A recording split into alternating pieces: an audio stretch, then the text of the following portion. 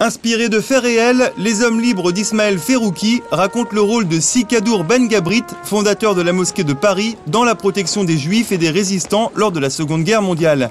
Une histoire vraie jusqu'ici restée très peu connue du public et du réalisateur lui-même. Je suis tombé sur un article dans le Nouvel Observateur de quelques lignes qui parlait de cette affaire et là j'ai été un peu surpris de me dire mais j'ai jamais entendu parler de cette histoire.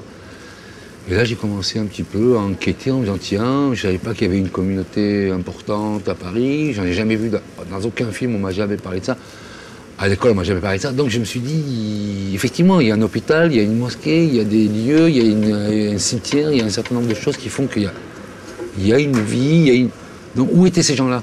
Et donc là, j'ai commencé à lire des livres, à enquêter, à travailler avec Benjamin Stora, qui est historien et qui m'a apporté beaucoup d'aide à ce niveau-là.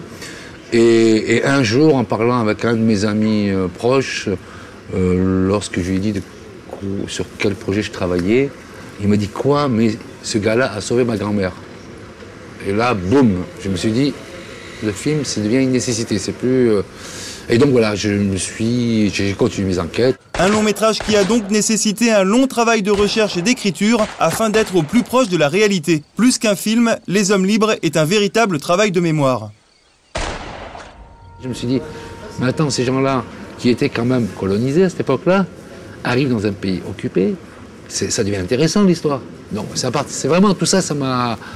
Voilà. Et là j'ai découvert des univers, j'ai découvert des ambiances, des cabarets à Paris,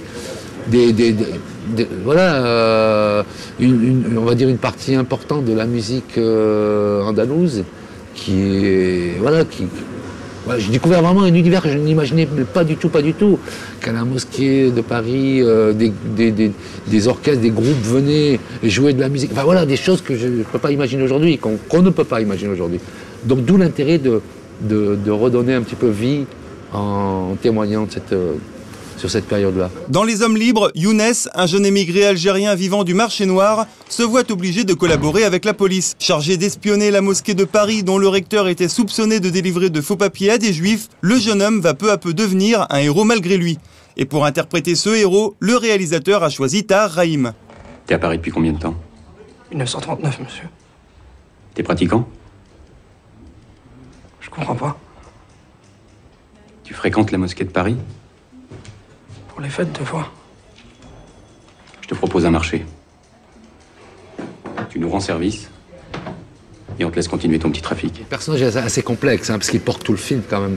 Et quand j'ai cherché l'acteur, j'ai vraiment eu du mal. Et quand j'ai rencontré Tahar dans un café pour ce film-là, tout de suite, quand je l'ai rencontré, il m'a posé un certain nombre de questions qui m'ont paru... Voilà, ça me paraissait tellement évident. Il m'a posé les bonnes questions, il me posait les questions que j'avais envie de me poser aussi.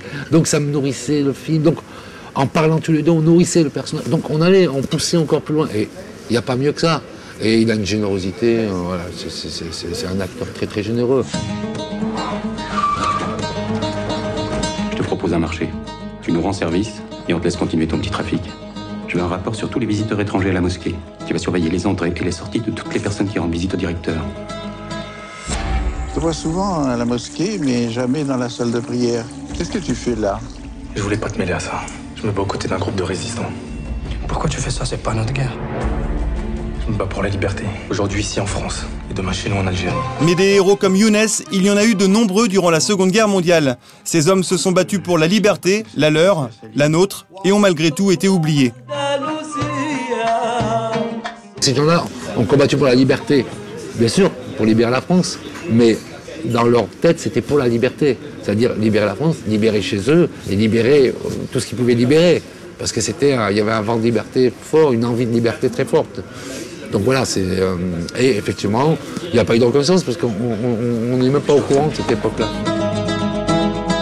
C'est des faux papiers pour une famille, des gens de chez nous qui sont en danger. Je vais pas prendre de risques pour des gens que je connais pas. Allez, j'ai déjà assez de problèmes comme ça. Fais-le pour moi. Mais ces enfants sont juifs. Ces enfants sont nos enfants.